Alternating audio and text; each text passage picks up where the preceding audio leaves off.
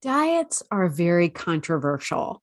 So when I say follow the rainbow diet, I am not necessarily giving you these strict guidelines about, eat this, don't eat that. And it's a general term for diet just means everything you eat, right? So your diet can be comprised of color, right? So if we think about it, like greens are green, and then we've got reds and yellows and purples and all these other colors that quite often, if you were to get a fast food meal, like the lettuce is barely green and the tomatoes sort of a washed out pink. And you think, oh, there's an awful lot of brown and white on this plate.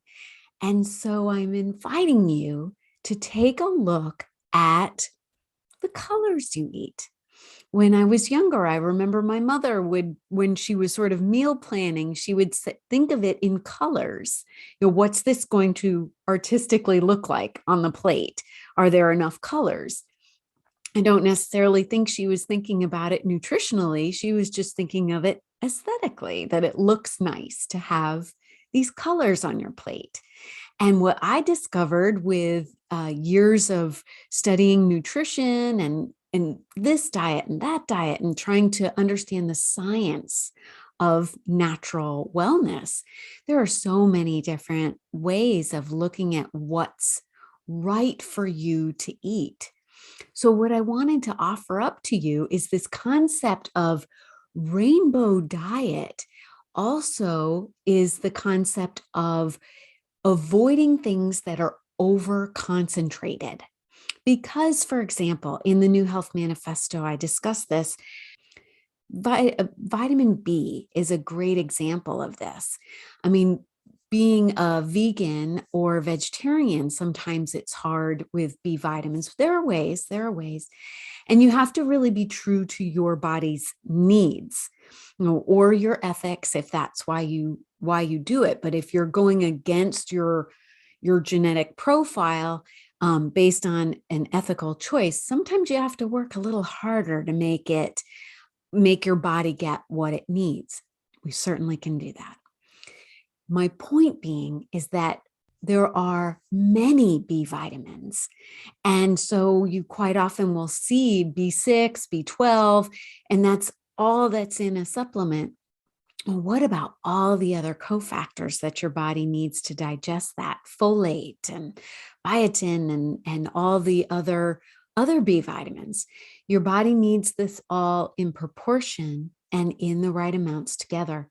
Now, Mother Nature is so wise and puts these things together for us naturally and instinctively.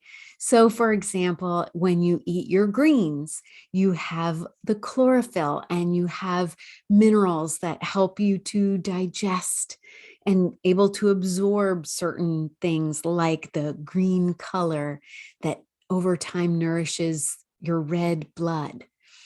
And so color is a big deal. So how about you? How colorful is your diet? Do you hate vegetables? It's okay.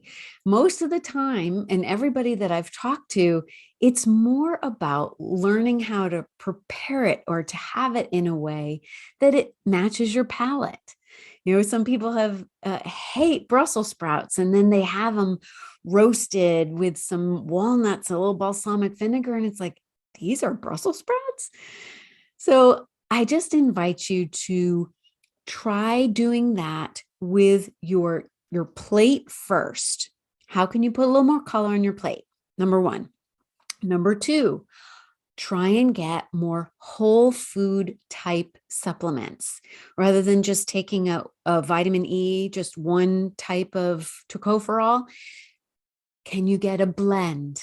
Can you have something that's food-based that also has some rosemary in it so that it is able to be protected better, and having your fatty acids in with it? And then it's just this happy medium where your body recognizes it and knows, oh, you want me to coat your nervous system with that and protect from inflammation. It can do that. And then number 3 is to take a look at your tastes. If you really don't like certain flavors, there are ways to get whole food fruits and vegetables in a green drink type of supplement. I'm a fan, especially sometimes, getting 5 servings of fruits and vegetables a day, really doing it well, can be tricky sometimes, especially on the go.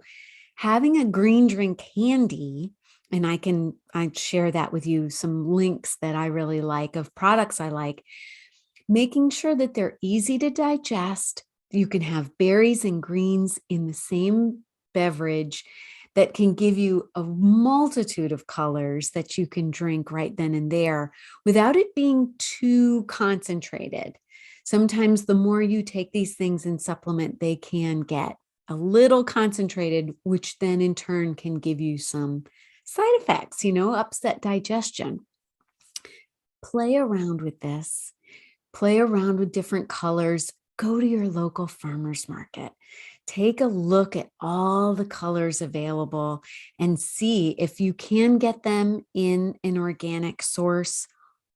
Really, that is most of the time better. The Environmental Working Group has an active list called the Dirty Dozen and the Clean 15. And I'll give you a link to that and you can download. They research every year which fruits and vegetables really need to be organic, which have the highest level of pesticides on them. And then also some of the things that you can maybe get away with if you can't get an organic source of something like broccoli. Very surprising, is quite often on the Clean 15. So do you need to pay the extra dollar per pound? If you can, great. Support organic farmers, great. But just so you know, if your budget is tight and you want to really be specific about what foods you eat organically, that's a resource for you. Happy cooking, enjoy your colors, and thanks for listening.